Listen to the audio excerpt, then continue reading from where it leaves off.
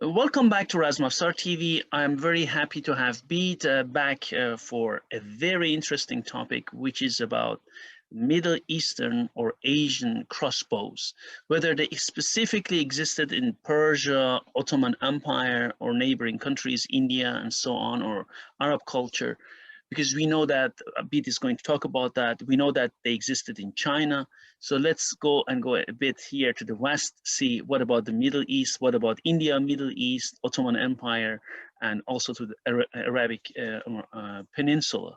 So welcome back here, Bede, to our channel. It's great to be here.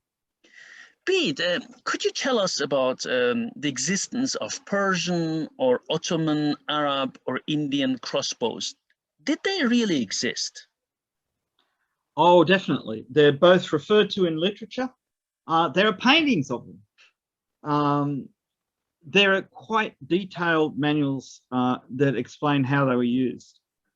And this has been studied in the West, at least, from at least 1911, where right in front of me at the moment, I have Henry Beveridge, I think, Oriental Crossbows, written in 1911, in which he discussed material he extracted from a manuscript written in 1500 by Muhammad Budai, also known as Sayyid Mir Alawi, who wrote in Persian in Delhi an archer's guide, the Hidayatul Rami. Now, this was quite a complex book, and it covered a lot of archery material. There is a slight confusion because when this was translated in 1911, the book later referred to as Arab Archery hadn't been translated. So in the West, nobody knew anything about arrow guides, Navak or Madra, so that they were not known as a separate thing. And it's like in the 70s, I think, 1970s, it wasn't until then that scholars worked out Nishimura that the Byzantines had arrow guides too, which they called Solinarian, which had been translated as crossbow. So here he speaks of two types of bow that he thinks are crossbow: the Navak kaman and the Taksh kaman. Now, the Navak kaman is in fact the arrow guide and it's not a crossbow. It's just a method of shooting short arrows on an ordinary bow. But the Taksh kaman is definitely a crossbow.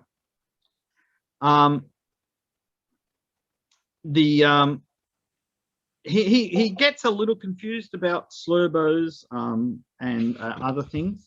Yeah. And this article, it's not very long, but it's got lots of material in it.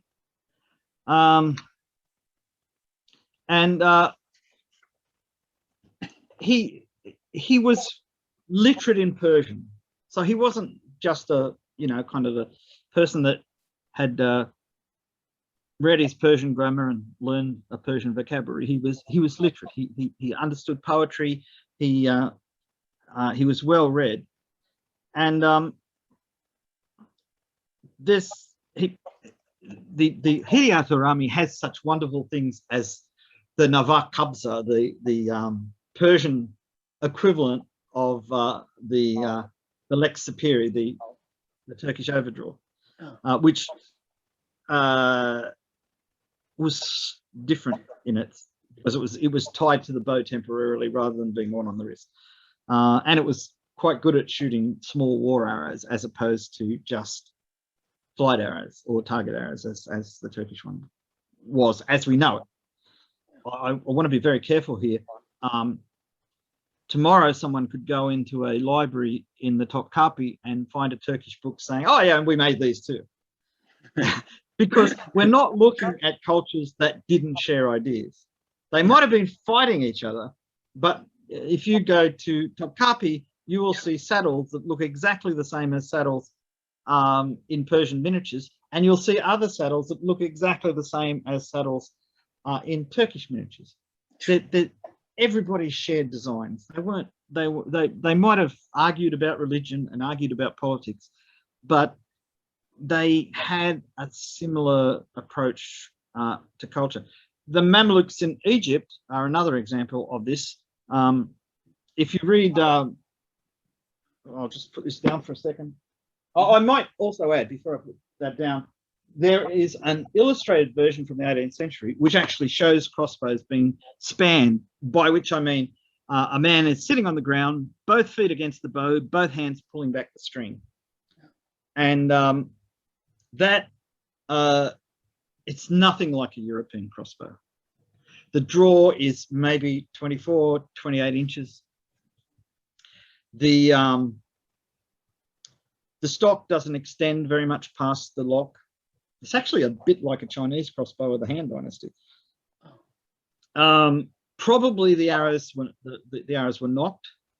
This is not to say that there was uniformity across the Islamic world, because in the East there were more influences from China and places like that. In the West there were more influences from Europe. So there's and I'll come to it in a minute. In Taibuka's book, there's quite a clear distinction between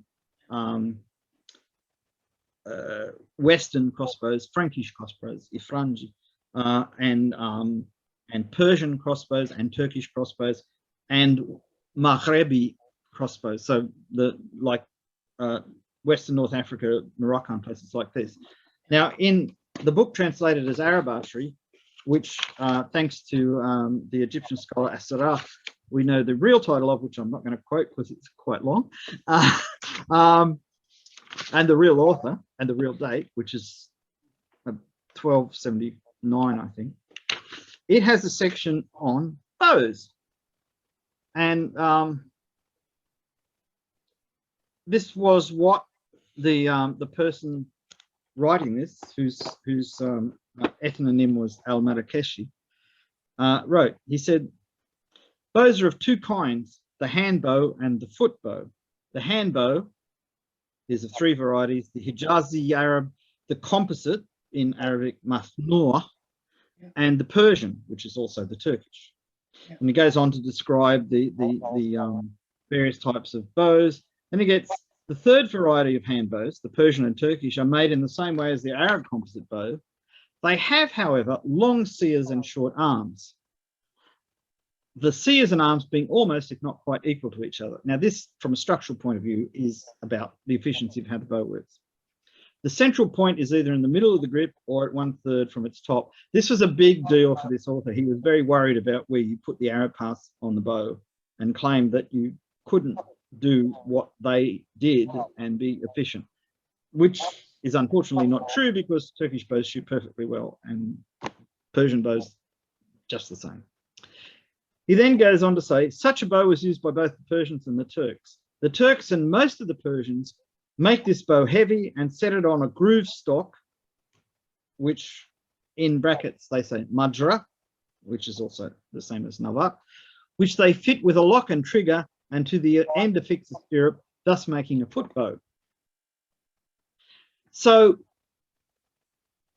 1279 in Morocco or thereabouts, they had a quite clear idea that, you know, people made crossbows. Now, the foot bow is a crossbow. It's any bow that's got a stirrup. We're seriously talking about a heavyweight crossbow. Now, the thing that's interesting, there's a paragraph talking about whether or not a good Muslim should use a crossbow because it looks like a cross. Really? And that's interesting. Yeah, it says, he says, another foot bow is used by the people of Andalusia. It is, however, of no value because the Prophet has declared it accursed. This has led to some learned men to maintain that all bows which are set on a stock are accursed because they resemble the cross in shape. Others maintain that such bows were condemned because they were used by the Persians, who were pagan infidels. This is the Sasanians we're talking about here. The truth of the matter, however, is that such bows are undependable, being heavy, unwieldy, and clumsy. Upon loosing the stock on which they are set, interferes with the string and dissipates a greater part of its force. Well, to be honest, European crossbows, this probably is very accurate. But it's interesting, see, the whole cross thing, bearing in mind that most crossbows don't have a stock that projects past the bow, but some do. So it's possible where there's an actual reference there to a type of crossbow that we don't know very much Give the about. reference for our viewers again, please. This is Arab Archery, translated by Faris and Elmer. It was originally published in 1945 at Princeton University Press. The original manuscript that they used was in the Garnett Collection of Arabic Manuscripts in Princeton University Library. It was a copy, and the Egyptian scholar As-Sarraf has found a much earlier version in Topkapi Sarai, which this copy they used didn't have the title page or the author's name, whereas the one that As-Sarraf found had both and the date, which is very useful. It's critically important that you keep up to date with studies. There's been a lot of confusion on the internet about this book because it is referred to as being very popular among the Mamluks, which is true. But people have then thought that it was written by the Mamluks. Moroccans, Mamluks, they both start with M. If you're not real careful, you could get confused. But it wasn't. It was written in the Maghreb. It was written by a Moroccan, and it was talking about what he knew. Now, the interesting point about this is a large part of it is rewritten from the Kitab al-Wadir Hirami of At-Tabari, who wrote in the 9th century in Baghdad. So it contains a lot of anachronistic material, which is very valuable looking back in time at what archery was like in the Abbasid period. And when he's referring to Persians, almost certainly he's not referring to contemporary Persians, because he was writing, I mean, it's true that people went from Morocco to Mecca for the Hajj, so that they would have met Persians and that. So it's not like, it wasn't a closed world where the people in Morocco didn't know what was going on in Iran. But the fact is that his material was coming from largely At-Tabari, who was very highly regarded, both in the time of when this book was first written, right up until, I mean, he's even quoted, I think, as late as Mustafa Khani in the 19th century. He was a serious author and a great archer, apparently, as well. Now, moving on a little bit later to the 1360s, this time in Syria, under the Mamluks,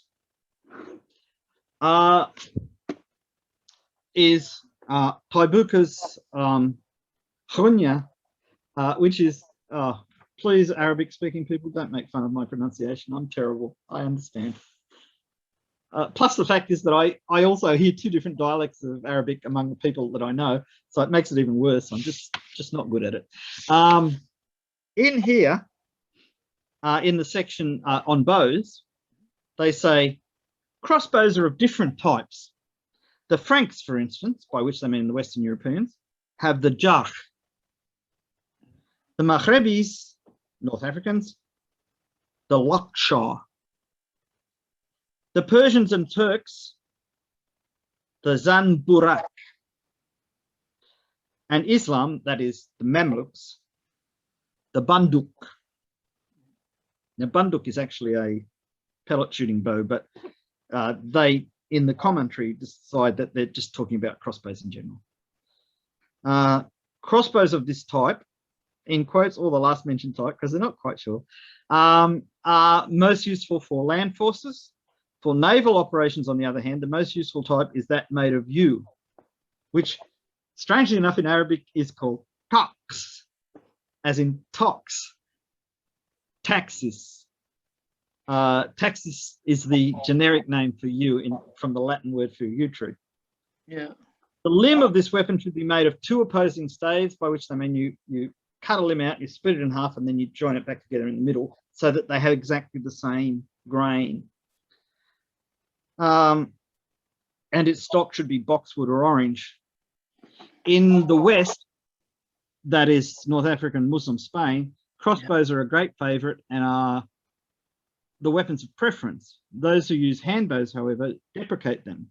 My own view, this is Taibuka, is that in the manoeuvres of mounted combat in the desert and on expeditions, the handbow is a better and more serviceable weapon, whereas in fortresses, sieges, and ships, greater power and advantage will be derived from the crossbow.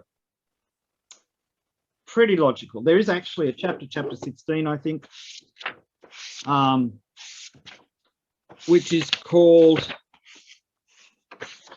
On Shooting the Stirrup Crossbow from Horseback, and explains how you used a twin hooked strap. You have normally a crossbowman in this period would have a strap around his waist with a metal fitting on it with 2 hooks, and you put your foot in the stirrup of the crossbow, hook the hooks around the string, press down. You can't see me doing this, but I'm acting it out for you.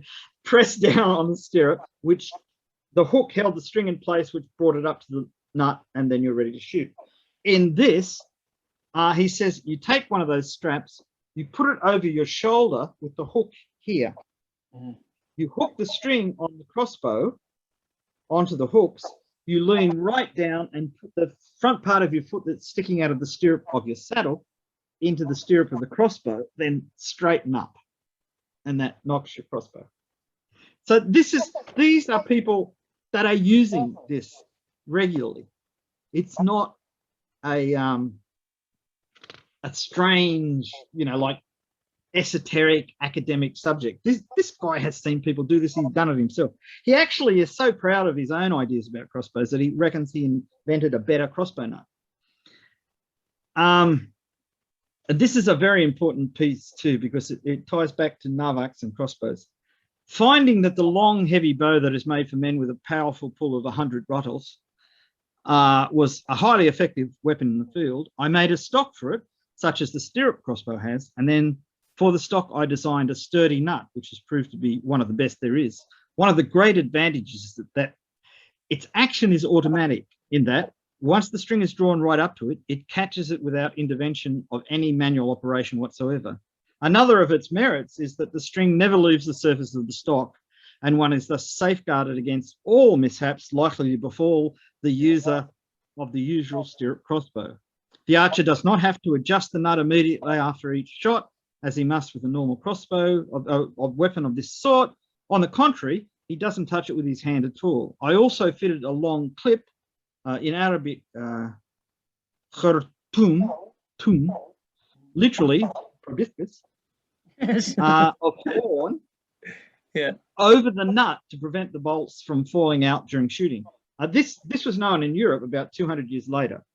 It's really quite strange that it was this early in the Middle East, but it proves that they were interesting crossbows. Now, there's a series of illustrations in a copy of either, I think it's the Kitab al-Wadir, that have been published. You can find them on the internet. You can look up, I think, Mamluk archery pictures or something like that. And it shows people on horseback shooting crossbows. The crossbows are chin height. When somebody's standing next to a crossbow, the stock is as long as from their feet to their chin. This is about 30 or 40 centimeters longer than a European crossbow with a long stock. The nut is halfway down. So if we're looking at something that's like, say, 1.4 meters long, then we're looking at a potential draw of about 70 centimeters. This is much longer than a European crossbow, where the draw is, the motion of the string is about that long, maybe a little bit longer on crossbows, right? So this is quite an efficient design. You don't have to make the bow as heavy to get the power you want. It occurred to me when I was looking up these materials, there's a confusion with Navak, the arrow guide, and crossbow, because they both have a part called a guide, Navak or Madra in Arabic, because there's a slot the arrow runs down. And what Taibucha says here, finding that a long heavy bow made from men with a powerful pull was highly effective, I made a stock for it, blah, blah, blah. If you look at some of the early Arabic descriptions of the Madra, they say it was made for old men to be able to bring their shooting power up to that of young men shooting heavy bows. But that doesn't make any sense, because when you shoot with an arrow guide, you're pulling exactly the same as you would shoot with a normal bow, because you are shooting with a normal bow. However, if there was confusion in the mind of the authors between crossbows and navaks, then maybe what these early texts are talking about was the invention of the crossbow as a method to enable people who were physically weaker to shoot arrows as powerful as shot by strong men using heavy bows, which makes a lot more sense. Yeah. See, when you look at these old manuscripts, you've got to be careful not to be either too literal or too imaginative. I mean, whereas I point this out as a possibility, there's no way I think I could justify it and say, oh, this is what they really did. It is a possibility. Yeah. So the thing that's interesting about this Saracen Archery, they did a fairly thorough study of the different manuscripts, and the different manuscripts, they divided them into 4 groups, A, B, C, and D. And the different manuscripts had pieces added later on, because each generation somebody would make a few copies to distribute them with their friends. This is before printing presses, so it was all done by hand. And people would add bits in. Oh, he left this bit out, I'll put it in. And until you find the oldest manuscripts, you don't know what are the original parts. But in this, in the comments, in the translation, they translate little bits out of the older manuscripts. So in the manuscript B, oh, this is interesting actually. I observed this kind of bow for some time and had seen the Arab bows with 2 knocks in their necks that had been designed for this purpose, noting their devastating effectiveness in the field. The usual types of nut, however, were not as satisfactory as one might wish. I therefore racked my brains, and finally God in his goodness and bounty inspired me with the idea of a new kind of nut. One of the merits of that nut is when the bow is drawn, the string makes contact with the nut, it catches the string automatically without any manual intervention on the part of the archer. Now, interestingly enough, this is what all later medieval European crossbows were like. That's the right. nut was left rotated forward. As the string came back, it hit the back of the nut, which caused the nut to curl up in front of the string. The sear from the trigger popped into its little slot and the nut was locked. And when you let the string back, it was caught in the teeth of the nut. So what this implies is that earlier nuts, they actually rotated them into their fixed position, pushed the trigger down so the thing would come up and lock. So there may not have been any spring. Yeah. And when they pulled the string back, they lifted it over the 2 teeth of the nut and dropped it into its place. This is what he was talking about, where the string's leaving the body of the crossbow and things become unstable. Not a problem with steel bows as they were later used in Europe, because they're so stiff that that doesn't matter. But when you're using composite bows, they're a little bit more flexible and you might be able to do a bit of damage to them. So this is written in 1365, 69, around about that period. This is just after most of the Crusaders had been driven out. These crossbows he's describing, he sees their advantage in things like naval warfare, fortresses, which they're brilliant at. See, the problem with the crossbow is its rate of fire. But if you're behind the side of a ship or behind a castle wall, that's not a real issue. You just want to have the ability of popping your head up and putting the bolt accurately where you want it to go. and you don't have to expose yourself, and you can concentrate on aiming instead of concentrating on keeping it full draw. Crossbows have a lot of advantages in that area, but there are limits. And the outside of the silver bowls and that from Egypt, from Mamluk Egypt, and that where crossbows are shown in use. So it's very difficult to tell sometimes whether they're depicting Mamluks or Crusaders. They're not. There's some things like the horse barding sometimes looks like European stuff, but I don't think it really matters. The crossbows, the damaged crossbows that they found in Aleppo from that period, from the 1150s to 1250s or thereabouts, they were made in the European fashion. They were composite bows, but they weren't made like say a Turkish bow or a Persian bow where you had 3 layers, sinew, wood, and horn. They were made with a thick block of horn, made of strips of horn glued together, covered in a thick layer of sinew, and not very reflexed and really chunky. These have been duplicated in Germany by a crossbow maker. They perform pretty well. They're pretty amazing to see. You can see them on YouTube. Scary as hell in slow motion because you can see these huge.